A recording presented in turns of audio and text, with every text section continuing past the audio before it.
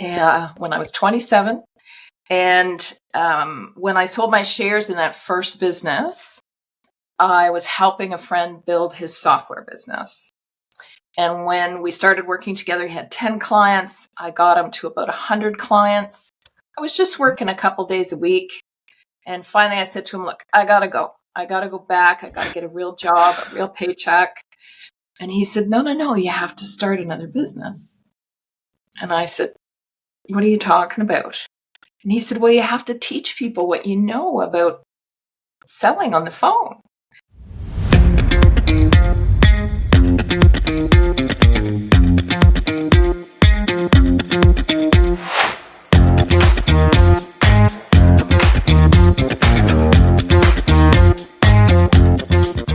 Welcome to the Sales Problem Podcast. Here is the problem we are trying to solve. Every year you hit the reset button and you have to beat your numbers and grow your business. You have to get quicker, faster, and better. We are two guys trying to solve that sales problem, trying to help you grow by enhancing what you know about the art and science of selling and personal development. Along the way, we're going to interview some interesting characters and debate some different angles about this common business problem. So thanks for joining us. Let's get growing.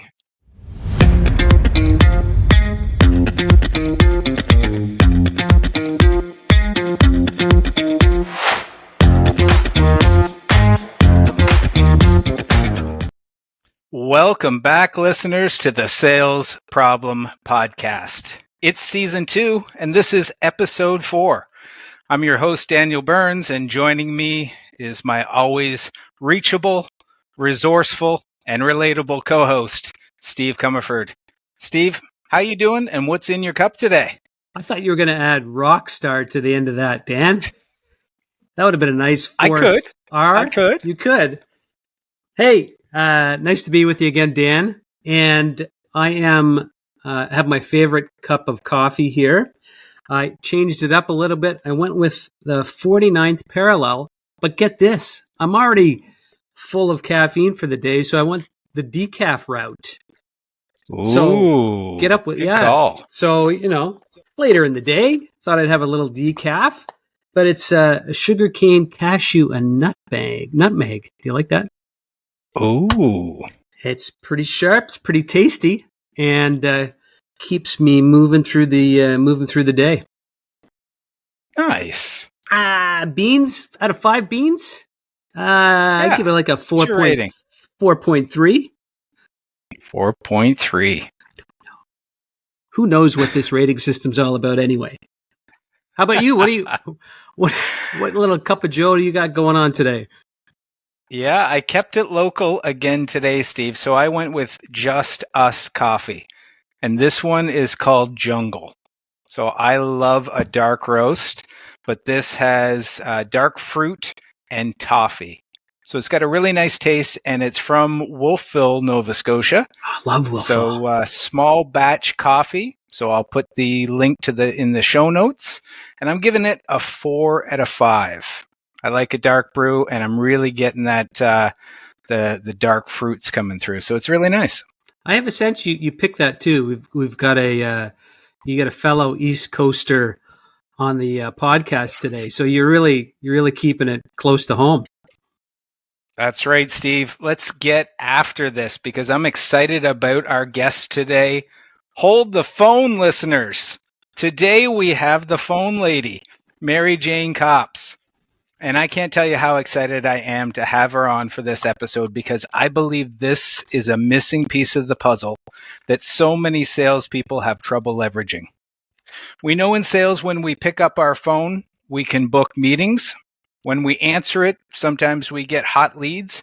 And when we outbound cold call using the phone, wait a second, does everybody outbound cold call by phone? I hope so.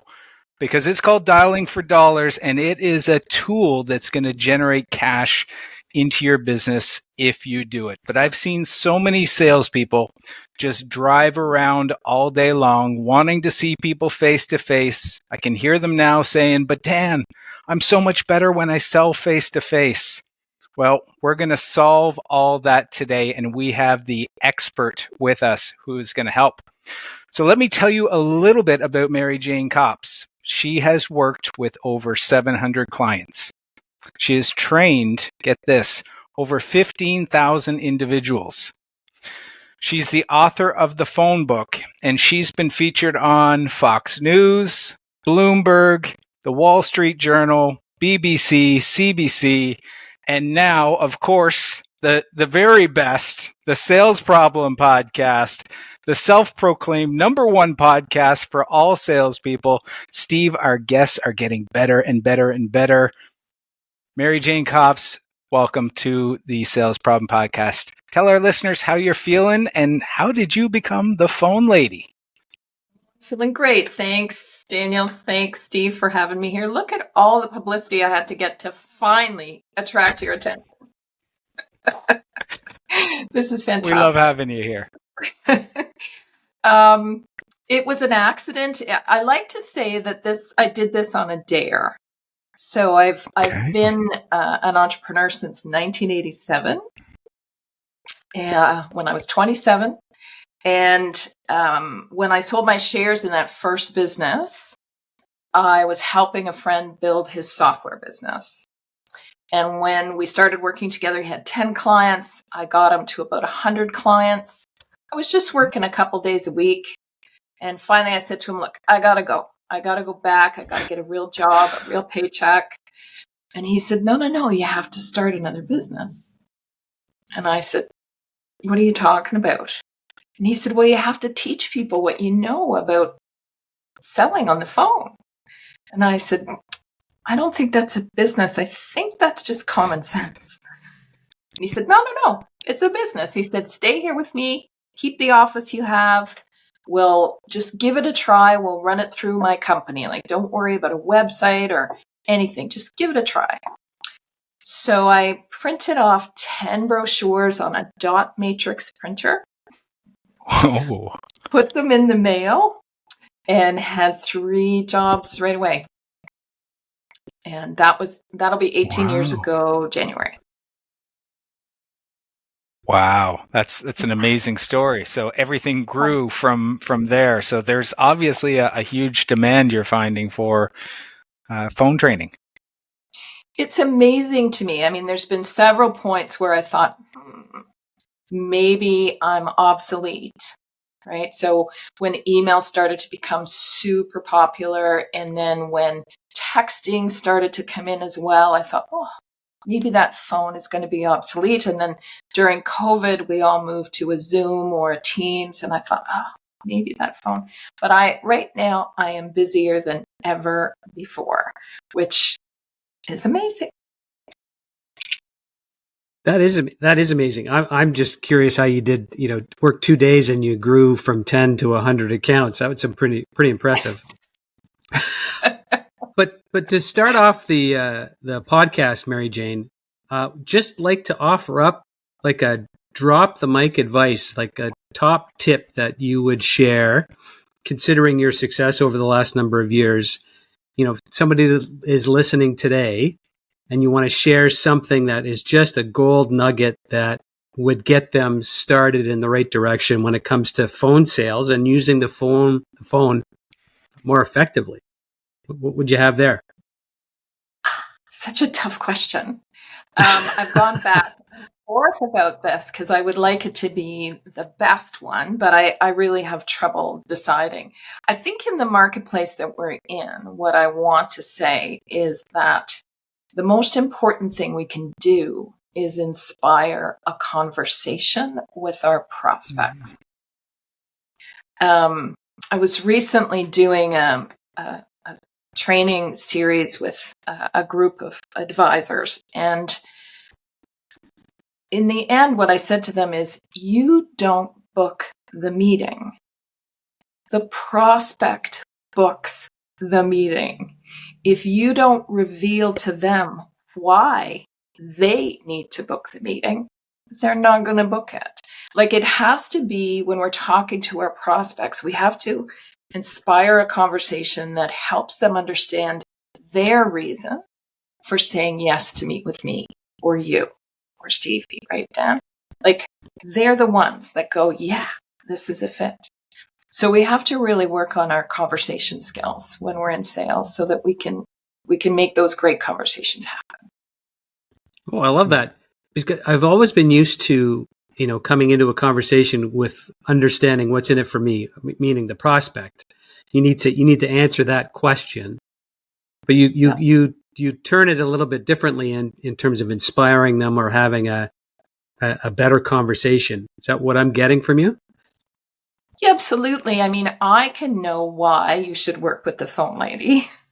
Yes. But they have to understand why. And what works is if they say it out loud. So if somebody says to me, my team are really struggling with, they're just not making the calls we need them to make, it's not happening.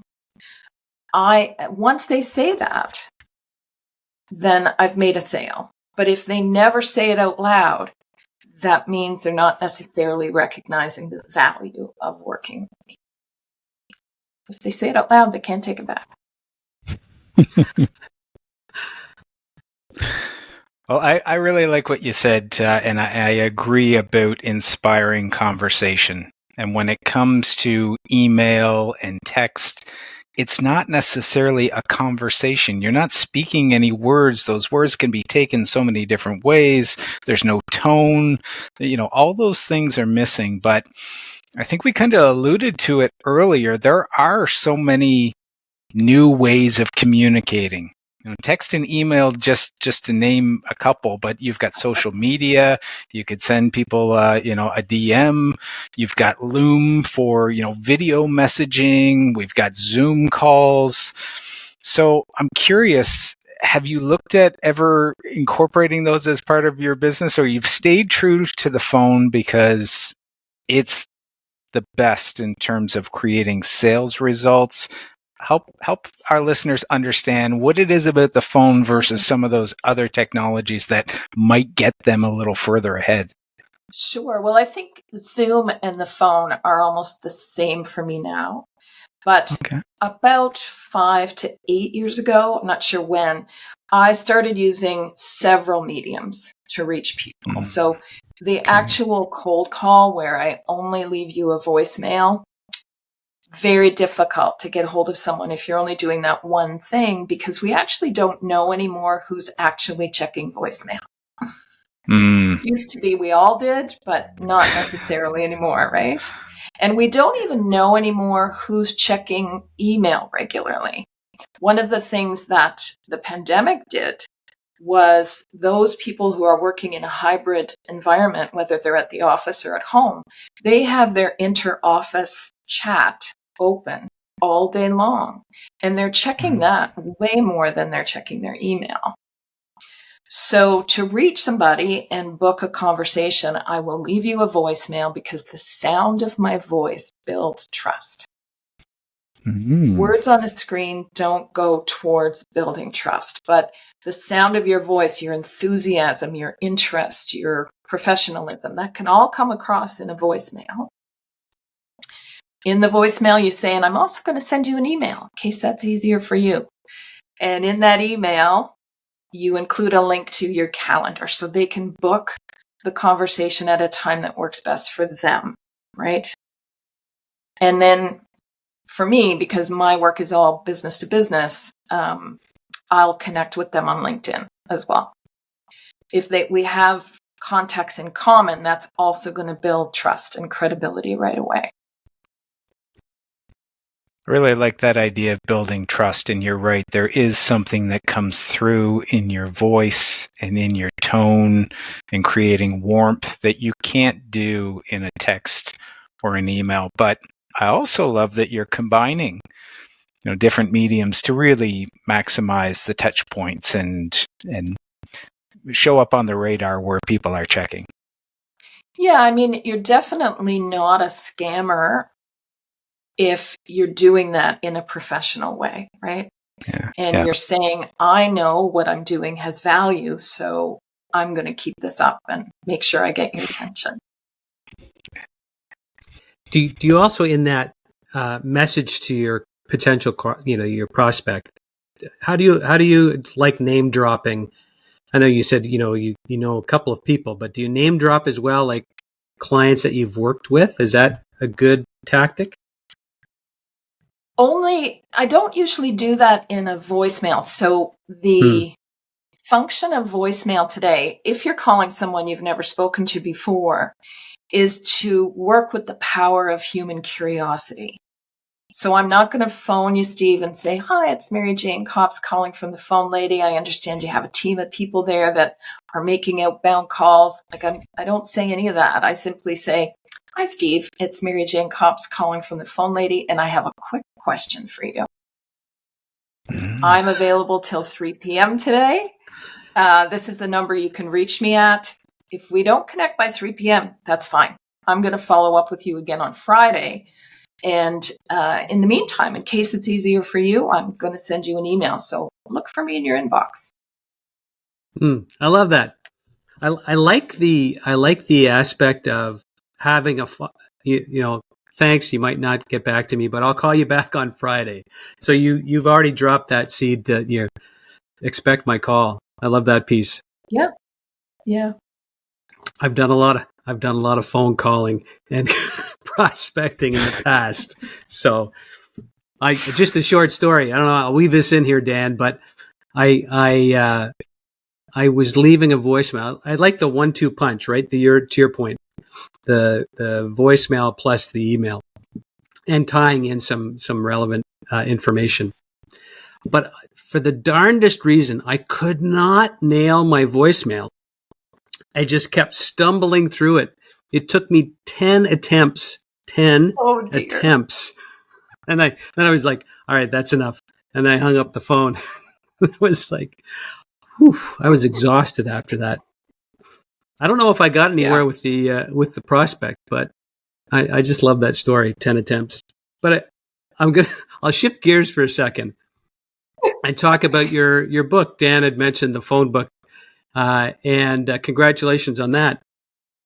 Thank Question you. is, do you have a favorite story from the book that you want to tell our listeners about? Again, another tough question. That's what we do here. Yeah. I looked at it and I thought, well, what am I going to choose? What am I going to choose? So I've chosen chapter 9, which is all about persistence and following up. Most of the salespeople, the small business owners, the entrepreneurs I spend time with, that's where they fall down, is confusing persistence with pestering. And they're not the same thing. Both those words come to us from 15th century French. So they come from the same source, but a pest is like COVID. It's pestilence. It's something you just can't get rid of, like bugs on your plants. But persistence is loyalty. It's discipline. It's responsibility. And I like to say to people, think about the people in your own life that you're counting on to be persistent. So I want my car mechanic to be persistent because I know nothing about cars. I want my plumber to be persistent. I want my doctor to be persistent. You know, all these people, we're counting on them. So if we display persistence, we're showing that we believe in what we're doing and that we're professionals. We're not fly-by-nighters. Nice.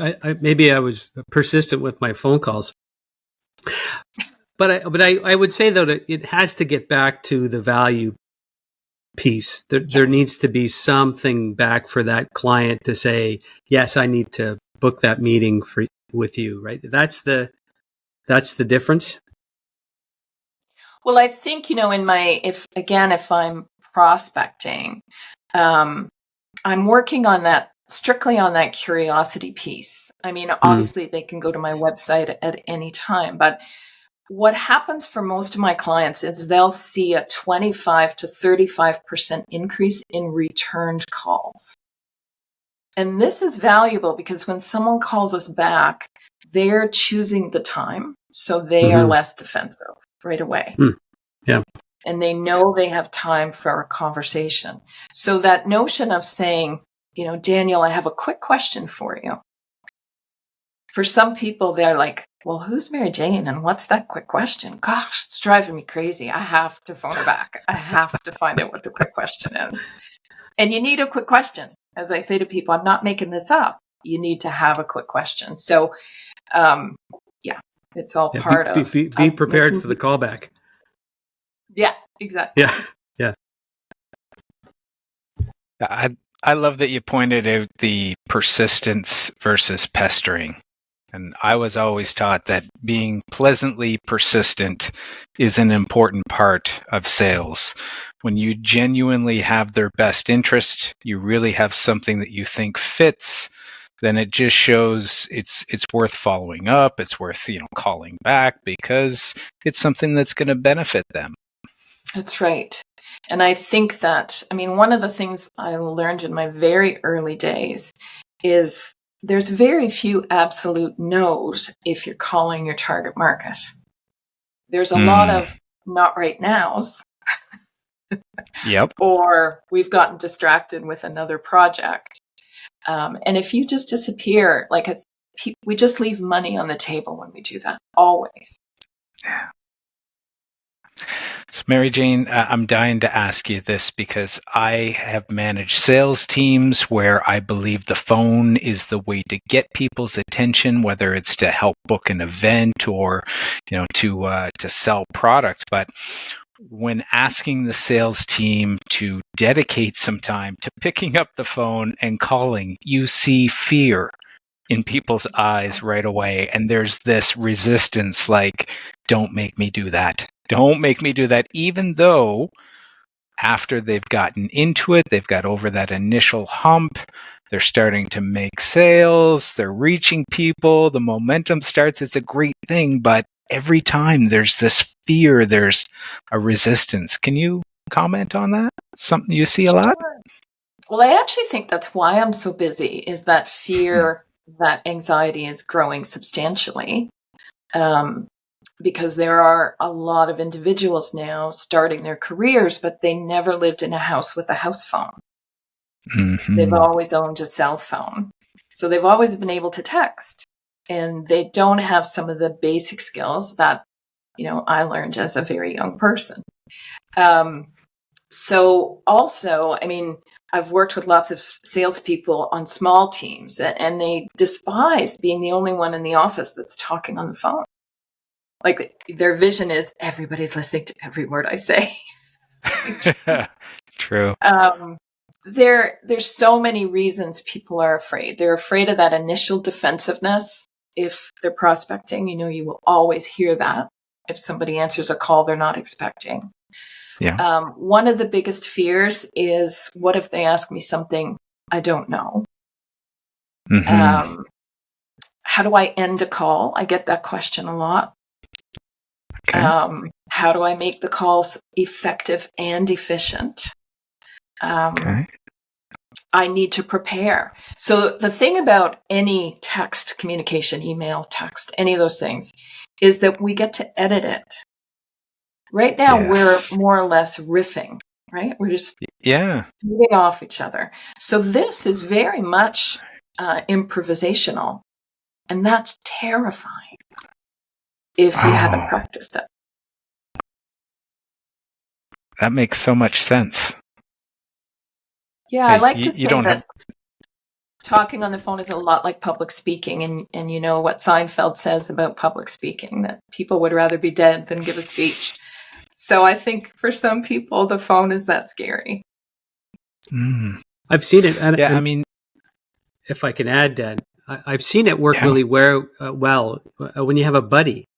And I don't know if you've taught that or have used that with different organizations, is if, again, not in a large group, but you had two people sectioned off in their own office and they practice on each other and then dial and do it live, and good feedback back and forth. I found that successful.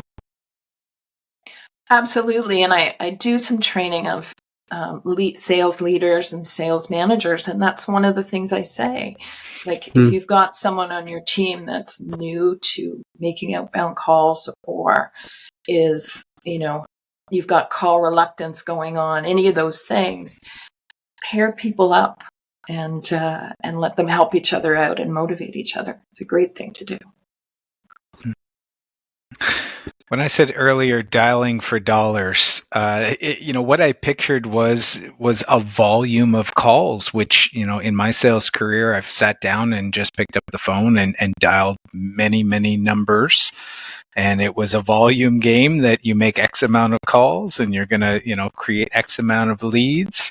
What's the best way to be effective, given that somebody can answer their phone, easily hang up? I think sometimes when people think of selling by phone, they think of that call you get in the middle of dinner where it's a telemarketer and you go, oh my God, first instinct is to hang up. I don't know who stays on the phone for those calls or how they're effective, but how do you differentiate from that approach to a more professional approach that gets results? Well, the majority of my clients, I would say 98% of my clients, are business to business. So that's a different venue than calling somebody at dinner time, for sure. Yeah.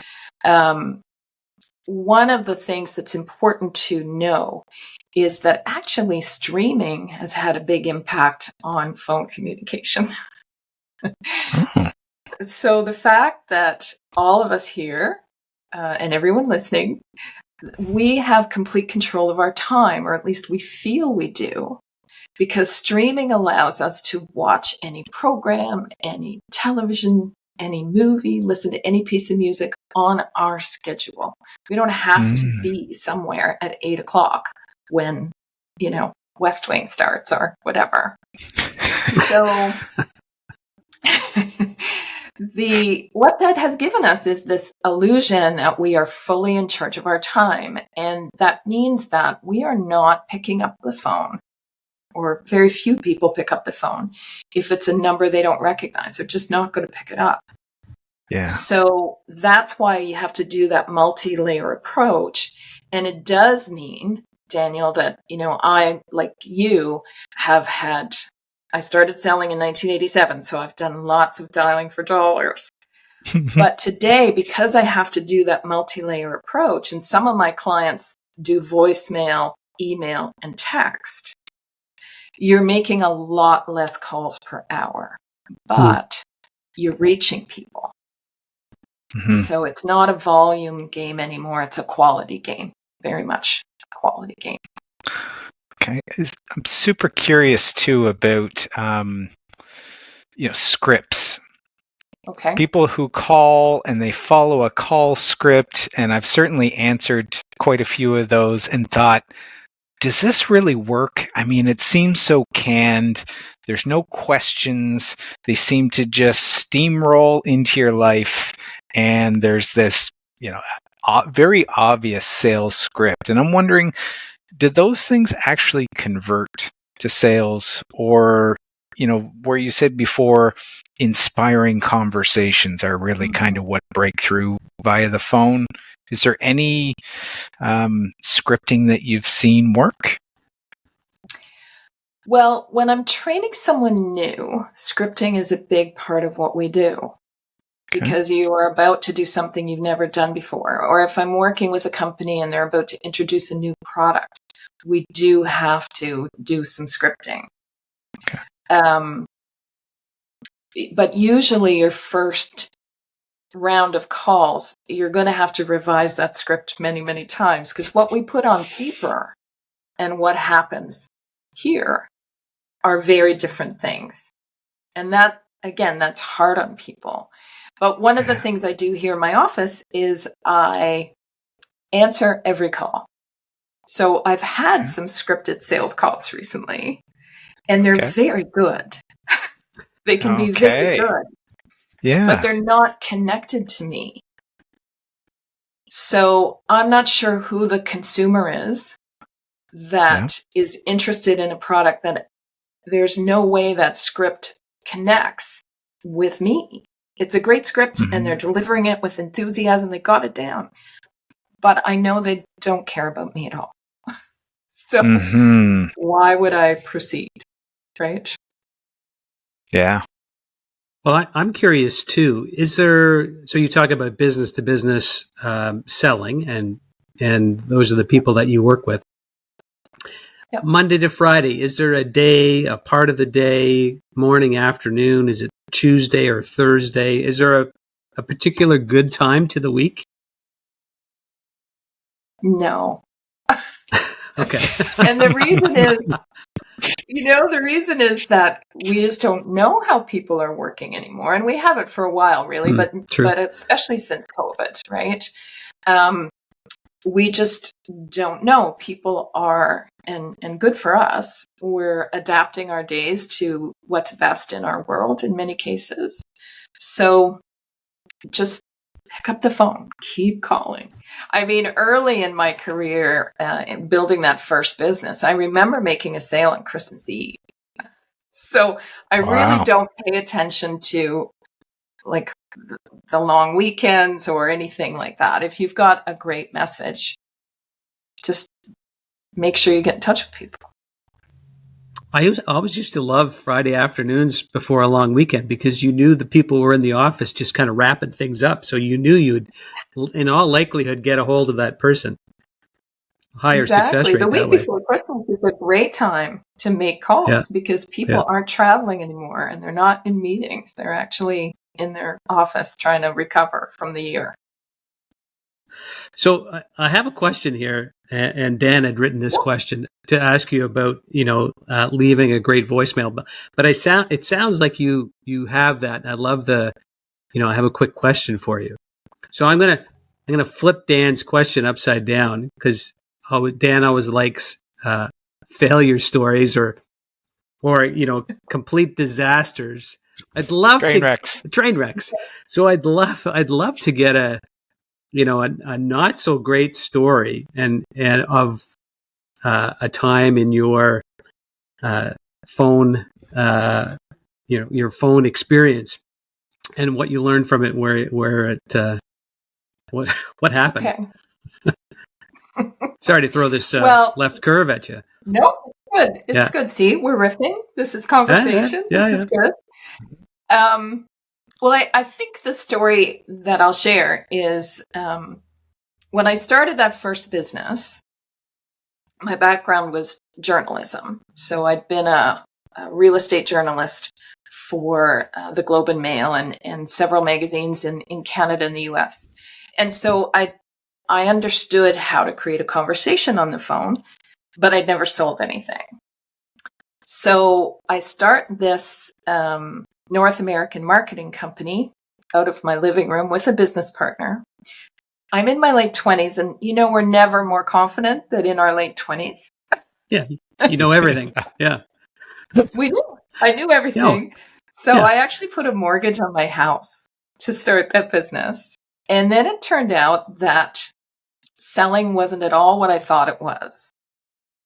So I was calling CEOs and senior VPs across the country into the US. I was having great conversations, but I was not selling anything, like nothing. And my husband was in the background sort of going, "What are you doing?" And I didn't know what I was doing. So I started recording my calls. And just for a laugh, I'll remind people that in those days to do that, I had to get a little device that allowed me to attach a cassette recorder to my phone. Anyway, so I started recording my calls. And the first call I listened to, I realized my error. I was nervous calling these people with these big titles. And I was really visualizing I was interrupting them. So I would start every call with, "Hi, Dan. It's Mary Jane Copson. I'm just calling to..." And in listening to the recording, I could hear they didn't hear nervous and polite. They heard, "I'm just calling. I got nothing better to do. I'm just sitting here dialing numbers." Or I'm just calling. There's no real value to this conversation. It's just a call.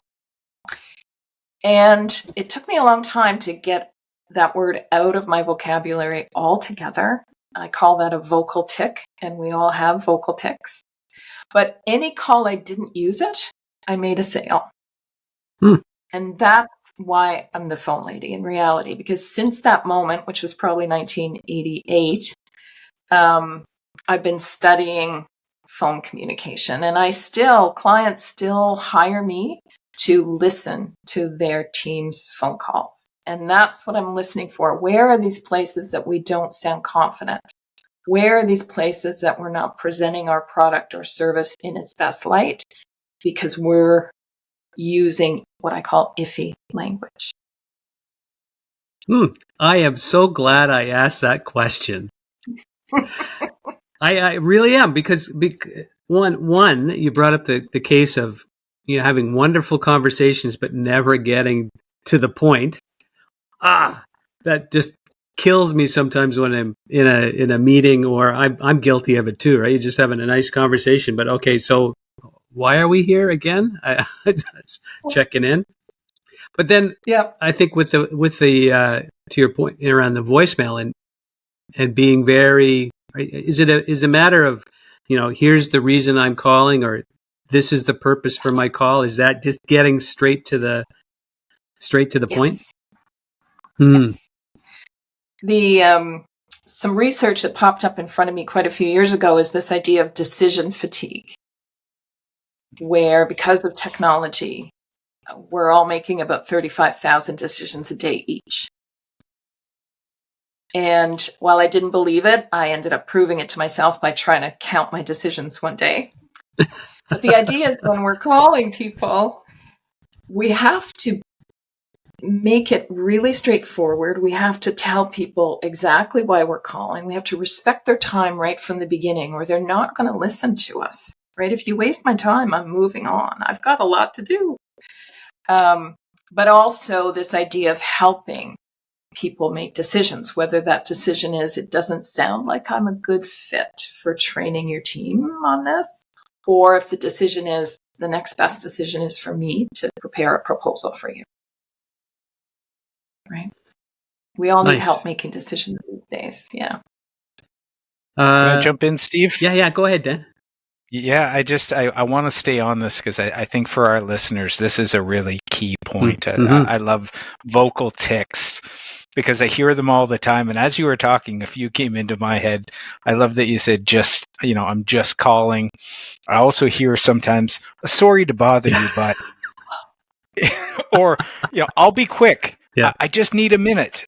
So language is so powerful, and if you don't set it up properly, then how can you expect somebody to respond differently than the initial prompt that you gave them? I mean, you can almost predict that if you're starting that way, the first thing they're going to think is, okay, this isn't important. Well, that's right. And so how I explain this is, especially if you're calling someone you've never spoken to before, as soon as they answer, they've got two questions that pop up in their mind, and they kind of flash there like neon signs in Vegas. And until you answer them, they're not going to hear anything else you say. And the first one is, what is this about? Mm-hmm. So, Steve, the language you gave, if I'm going to call you, I'm going to say, hi, Steve, it's Mary Jane Copps calling from the phone lady. And the reason for my call today is, I'm not going to ask you how you are. I'm not going to ask you, is this a good time? But then when I give you the reason, I have to make it about you. I can't say, I'm calling because my company, the phone lady, is really great at training sales teams, and I understand you have one.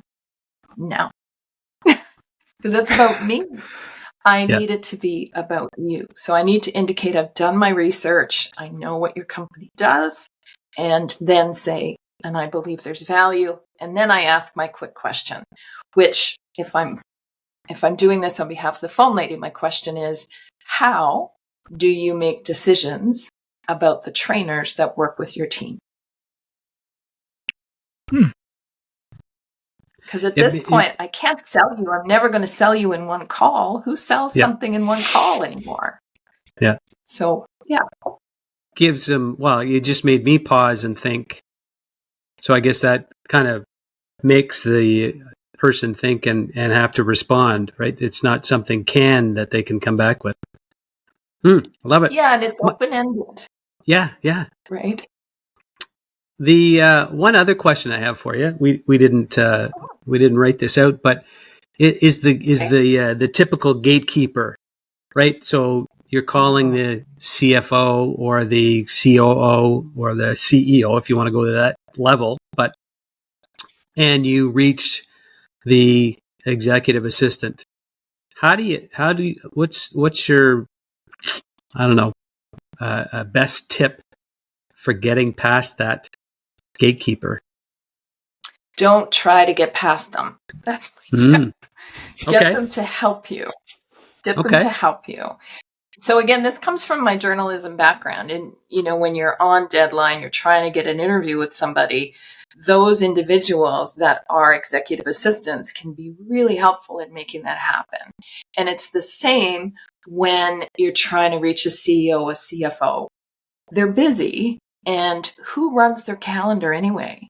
Good point. It's their executive assistant, right?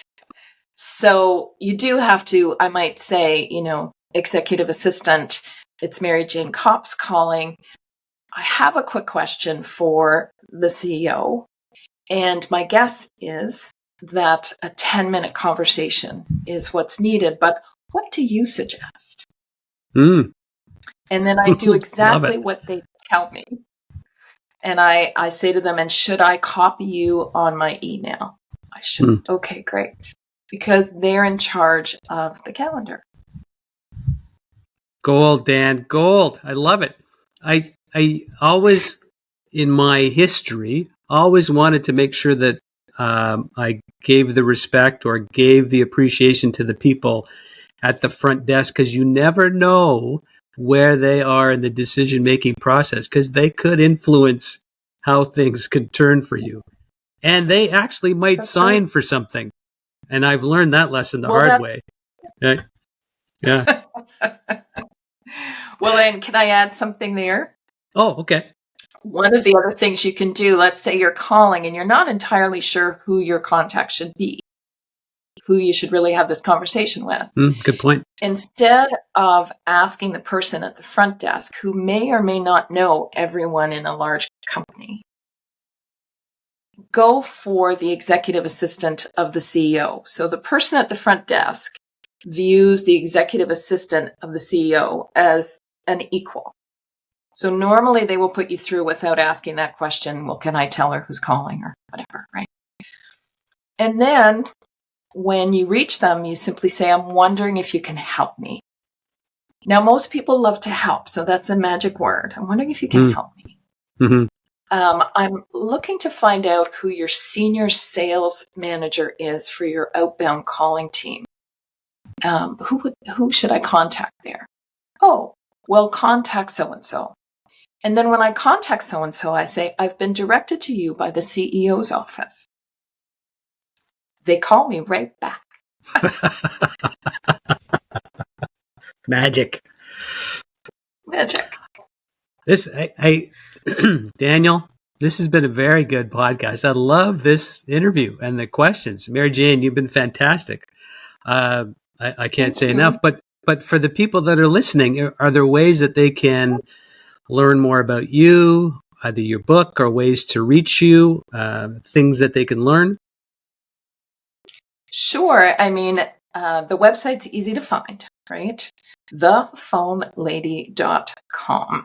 Very straightforward. Pretty simple. There's lots of free resources there. Yeah. And it's easy to book a half-hour discovery call with me. The book is the phone book and easy to get on Amazon.ca or Amazon.com. We will put all those links into the show notes. And Mary Jane, we've just been picking your brain, and I can't help but just ask one more question because you're giving so much great information. And I'm curious on this one. It came up for me: is if you had to build a business and grow sales, would you do it with an outside sales team or would you do it with an inside sales team? Is there one that's you'd put all your money on? I do it with an inside sales team. I think that in today's world, it's very difficult for people to book face-to-face meetings in their office. Not sure about you guys, but the prospect of somebody coming and maybe it becoming a whole hour of my day, whereas we could meet on Zoom. Like, obviously, there are things we have to sell where we need to go and see a plant or we need to go and do a physical audit.